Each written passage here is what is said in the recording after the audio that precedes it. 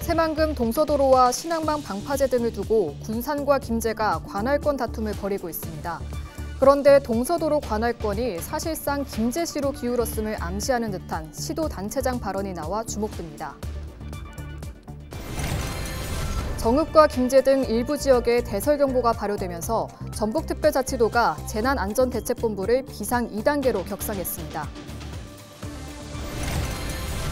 군산시 관원교차로 근처를 달리던 통근버스와 화물차가 충돌해 11명이 다쳐 병원으로 옮겨졌습니다. 임실군 강진면에서는 주택에서 불이 나 천여만 원의 재산 피해가 났습니다. 최근 군산에서 진행된 도민과의 대화에서 새만금 신항만 운영 방식을 두고 군산시 의원과 언쟁을 벌인 김관영 전북특별자치도지사가 유감의 뜻을 밝혔습니다.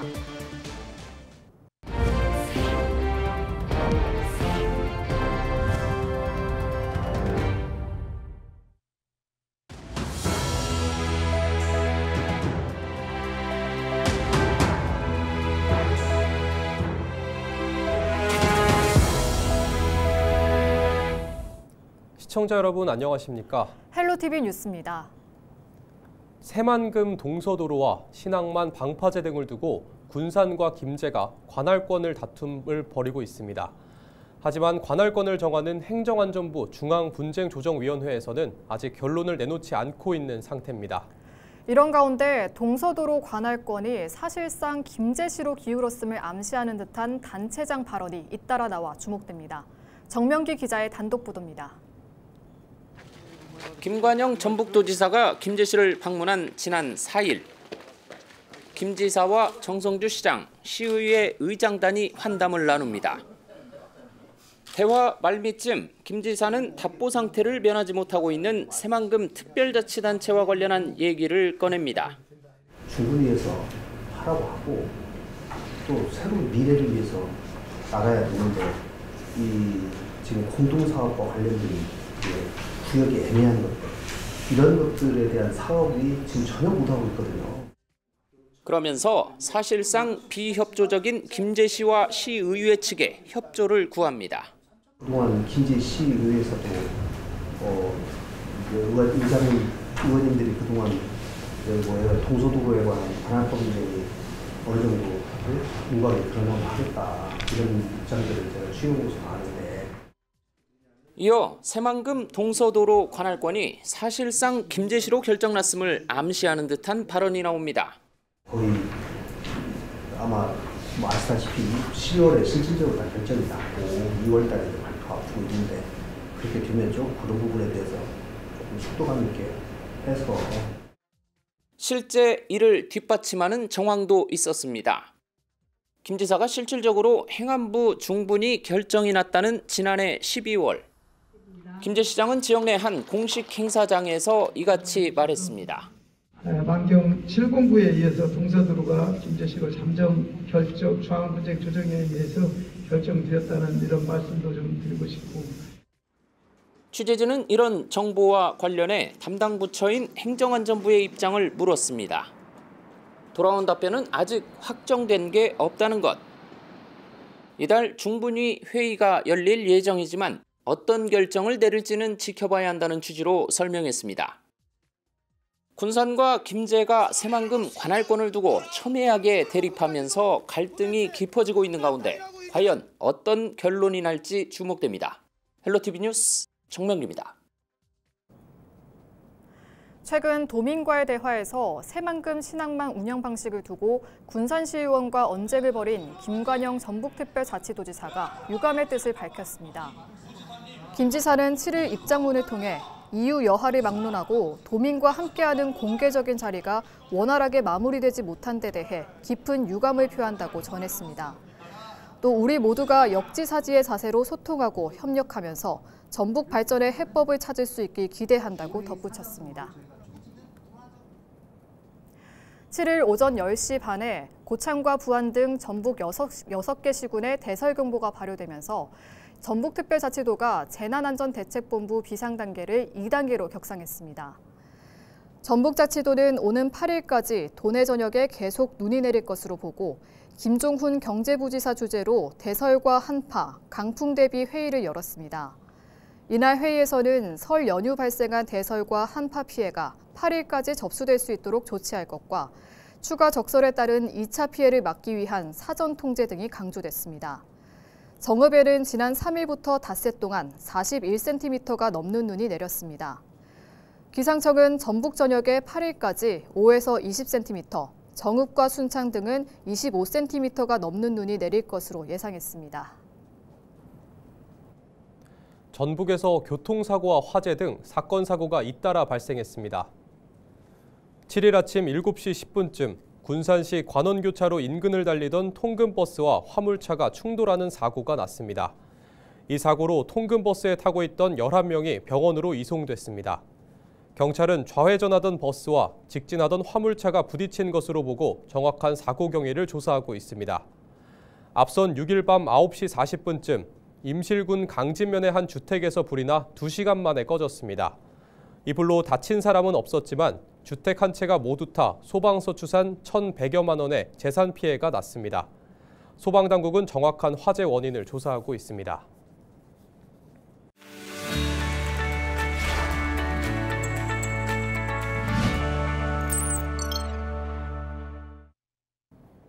우리 지역 국회의원들의 활동 소식을 전해드리는 국회는 지금입니다. 동해 석유 가스전 개발 사업인 대왕고래가 경제성을 확보할 수 있는 정도가 아닌 것으로 드러난 가운데 우리 지역 국회의원이 입장을 밝혔습니다. 이원택 의원은 지난 6일 자신의 SNS에 대왕고래 탐사 시추와 관련된 기사와 함께 국민의힘은 여당으로서 사과하고 책임지기 바란다고 올렸습니다. 한편 이 의원은 국정감사 NGO 모니터단이 평가하고 선정한 2024년 국정감사 국립민복상 수상의원으로 선정된 바 있습니다. 농사짓는 사람들에게 지원되는 공익직불금 지급 제한 기준인 농외소득을 개선하는 법안이 발의됐습니다. 윤준병 의원은 가구 연평균 소득은 증가했지만 농외소득 기준은 연 3,700만 원으로 16년째 동결됐다고 밝혔습니다. 그러면서 농외소득 금액 기준을 5천만 원 이상의 범위에서 농식품부 장관이 정하여 고시하는 금액 이상으로 개선하는 공익직불금 농외소득 기준 개선법을 대표 발의했다고 전했습니다. 박희승 의원이 공공산후조리원을 인구 감소 지역에 우선 지원할 수 있도록 하고 저소득 취약계층 등이 먼저 시설을 이용할 수 있게 하는 공공산후조리원 국가지원법을 대표 발의했습니다. 개정안에는 지자체가 출산과 산후조리 기반시설 현황 등을 고려해 공공산후조리원 설치와 운영을 의무화하는 내용이 담겨 있습니다. 박 의원은 지역에 따라 산후조리 여건에 큰 격차가 있다며 지역 불균형을 완화하고 저출생 시대 국가의 역할을 강화할 필요가 있다라고 밝혔습니다. 지금까지 국회는 지금이었습니다. 정읍 출신 트로트 가수인 송대관 씨가 7일 별세했습니다. 송대관 씨는 전날 몸이 좋지 않아 응급실을 찾았지만 치료 도중 심장마비로 세상을 떠난 것으로 알려졌습니다. 송대관 씨는 지역 출신 인기 가수 중 한 명으로 지난 2022년 전라북도 명예홍보대사로 위촉됐습니다. 고인은 정읍 씨의 성금을 기탁하거나 부안군 나눔일 근농장학재단 후원 회원으로 활동한 바 있습니다. 오는 12일 정월 대보름을 맞아 부안에서는 달집 태우기 같은 민속 행사가 풍성하게 열릴 예정입니다. 오는 8일 오전에는 미랄회가 주관한 재래 행사와 쥐불놀이 등이 부안읍 오페라 모텔 맞은편 공영주차장에서 진행됩니다. 또 정월대보름 하루 전인 11일에는 내소사 일주문 앞에서 당산제와 용줄감기 시연이, 12일에는 마을 곳곳에서 민속 행사가 열릴 계획입니다.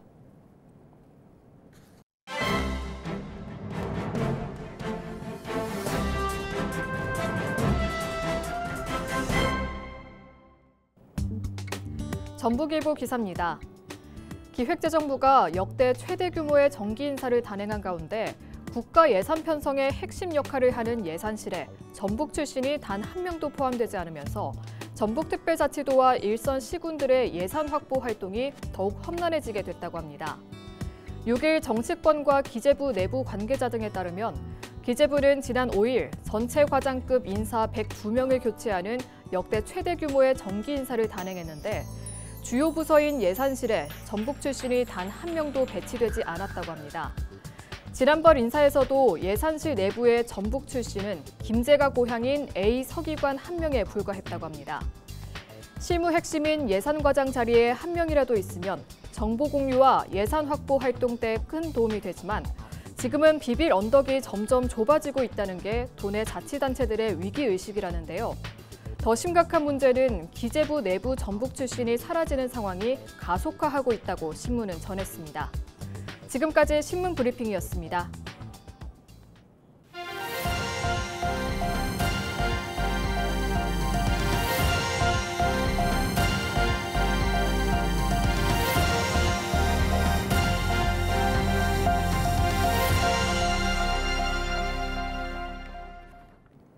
(7일) 오후 3시쯤 남원시 순천 완주고속도로 하행선 59km 인근에서 차량 30여 대가 부딪히는 사고가 났습니다.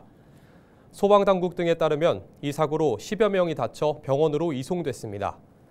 남원시는 순천 여수 방면으로 가는 차량은 국도로 우회하길 바란다는 문자를 발송했습니다. 경찰과 소방당국은 정확한 사고 원인과 피해 규모를 파악하고 있습니다. 김관영 전북특별자치도지사가 7일 정읍을 찾아 지역 현안을 논의했습니다. 김 지사는 이학수 정읍시장과 시민 300여 명을 만나 주요 정책과 현안에 대해 다양한 의견을 나눴습니다. 이학수 시장은 환영사를 통해 김 지사의 방문에 대해 정읍 발전을 위한 중요한 계기가 될 것이라고 밝혔습니다. 순창군이 농촌 인력난을 해소하기 위해 라오스 외국인 계절 근로자 40명을 선발했습니다. 순창군은 현지에 직접 방문해 80명을 대상으로 생맥 여부와 체력 등을 평가해 두각을 나타낸 40명을 뽑았다고 밝혔습니다. 외국인 근로자들에게는 한국어와 농업기술 기초교육 등이 제공될 예정입니다. 소방청 주관 청소년 안전캠프가 남원에서 열립니다. 남원시는 제2회 119 프로미 안전 리더 캠프와 제3회 제복공무원 자녀 소방 안전 캠프를 유치했다며 오는 7월 달에 청소년 1000여 명과 그 가족들이 지역에서 숙식할 예정이라고 밝혔습니다. 캠프 참가자들은 지리산에서 살아남기와 강활루 안전 탐방과 같은 다양한 교육과 체험을 할 예정입니다. 이번 안전 캠프는 청소년들이 직접 배우고 몸소 체험함으로써 미래 안전 리더로서 역량을 강화하는 계기가 되도록 하겠습니다. 임실군이 치매 환자 실종을 예방하기 위해 위치 추적 배회 감지기를 무상으로 지원합니다. 배회 감지기는 손목형과 고리형으로 치매 환자의 실시간 위치와 이동 경로를 스마트폰 어플로 확인할 수 있고 비상 호출도 가능합니다. 또 배회 감지기를 신청할 때 임실경찰서가 치매 환자 지문 등록도 진행해 실종 위험을 이중으로 예방하고 있습니다. 전북특별자치도가 탄소 중립을 실천하기 위해 2,100억여 원을 투입해 친환경 차량 9천여 대를 보급합니다. 보급하는 전기차는 8,509대로 보조금은 지난해보다 10% 줄었지만 보급 물량은 37%가량 늘었습니다. 수소 승용차 구매 보조금은 지난해와 비슷한 수준이지만 보급 물량은 83%가량 대폭 확대됐습니다. 구매 보조금 단가와 신청 방법 등은 각 시군 누리집에 공고할 계획입니다.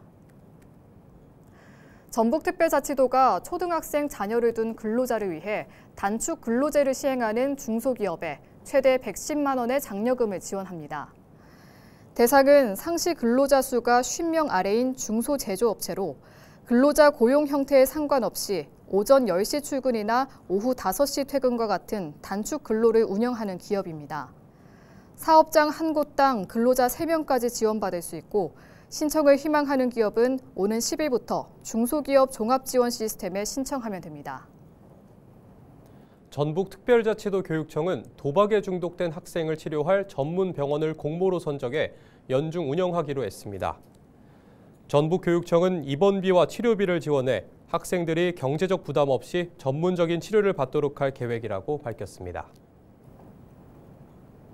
이상으로 뉴스를 마칩니다. 시청해주신 여러분 고맙습니다.